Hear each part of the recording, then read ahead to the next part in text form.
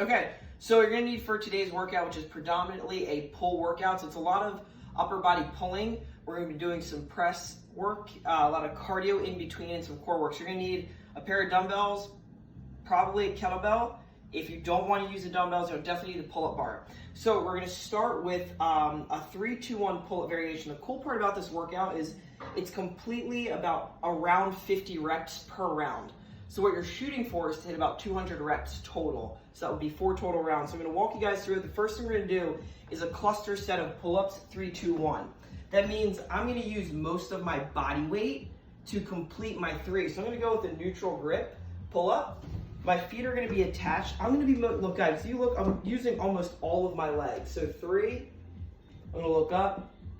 2, drive my elbows into my ribs. 1, so that's my 3.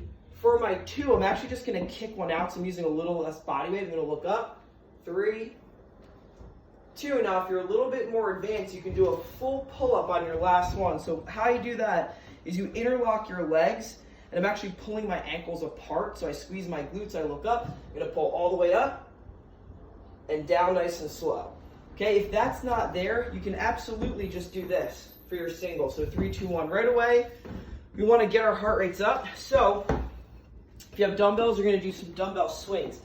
How we set that up, the dumbbells go by your side, and as my hips travel back, I'm gonna go into an explosive hinge. I'm gonna push my hips back. My knees are pretty narrow, and I'm right outside my hips. The dumbbells don't go past basically my chest. All your force, you're actually pushing straight down into the ground, making sure that you have a good arch. Big toes down on the ground. Exhaling when the weights are out in front. So you got about 5 more reps. 5, 4, 3, 2, 1. Now the biggest thing I see people do when they do a swing is they follow the dumbbells with their hips. They go like this.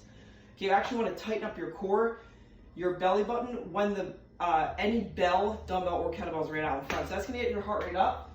Third one we're doing is you're going to use your stool that you just used for a pull-up for a double curl and press. So there's a little bit of athleticism and timing. So when the leg pops up, you're gonna do a very quick curl, keeping your elbows close to your body. So then we do a slow curl on the second one, and 5 presses above the head. 1, 2. Now as my elbows start to drift away, I'm actually gonna squeeze the middle of my back and my butt even more. So the first rep is nice and athletic and quick.